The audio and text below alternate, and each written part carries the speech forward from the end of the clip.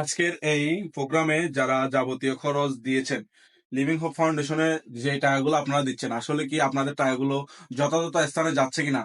আসসালামু আলাইকুম। Living hope ফাউন্ডেশনের পক্ষ থেকে সকলকে শুভেচ্ছা জানাচ্ছি। আজকে লিভিং হোপ ফাউন্ডেশন যাচ্ছে মানব সেবা বৃদ্ধাশ্রম অক্সিজেন শীতল জন্না আবাসিকে। আজকে আমরা আমাদের এই আয়োজনে থাকছে, দেখুন আপনারা প্রথমে 4টি কাঁঠাল রয়েছে এখানে।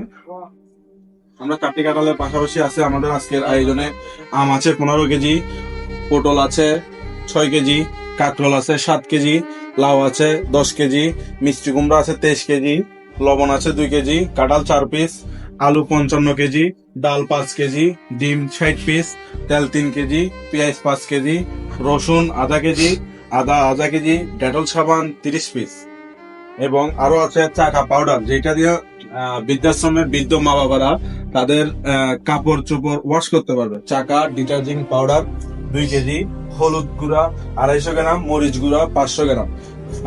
আমাদের কাছে আমরা আরো সামগ্রী নিয়ে যাচ্ছি, সেটি হলো আমাদের মেডিসিন। সেখানে প্রায় 5,000 টাকার মেডিসিন রয়েছে।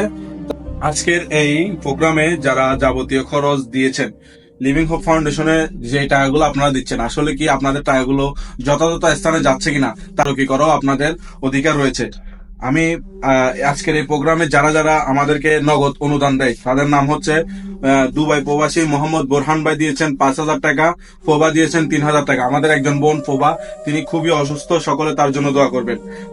কমান্ডার মুক্তিযোদ্ধা মোহাম্মদ ইদ্রিস আঙ্কেল দিয়েছেন 1,000 টাকা, জাকির ভাই দিয়েছেন 500 টাকা, ইদ্রিস ভাই দিয়েছেন 500 টাকা, মিনহাজ ভাই দিয়েছেন 500 টাকা, নূর আলম ভাই দিয়েছেন 500 টাকা, আসমা দিয়েছেন 300 টাকা, মাসুদ ভাই দিয়েছেন 300 টাকা, হাসান ভাই দিয়েছেন 200 টাকা, সাইমন ভাই 200 টাকা, রহমত ভাই 200 টাকা, আলাউদ্দিন 100 টাকা, মমিতা বড়ুয়া 100 টাকা, রঞ্জিত বাবু 100 টাকা, ইসরাফিল ভাই 200 টাকা।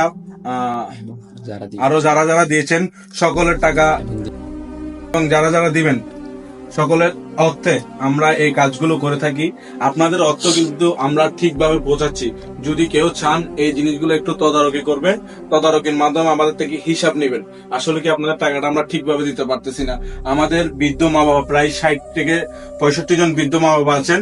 সেই জায়গায় লিভিং হোপ ফাউন্ডেশনের মাধ্যমে আমরা এই ধরনের কাজগুলো করে থাকি। এবং আমাদের আরেকটি কাজ রয়েছে, রাস্তা যারা মানসিক স্মৃতি হারা মানুষ, তাদের নিয়ে আমরা কাজ করে থাকি। আপনারা আপনাদের শহরে চট্টগ্রাম থেকে শুরু করে নোয়াখালী, কুমিল্লা এই এরিয়াতে যদি আপনারা মানসিক প্রতিবন্ধী বা মানসিক রোগী দেখেন, তাহলে আমাদেরকে অবশ্যই জানাবেন। লিভিং হোপ ফাউন্ডেশনের ফেসবুক পেজ, ইউটিউব চ্যানেলে যোগাযোগ করবেন। ধন্যবাদ।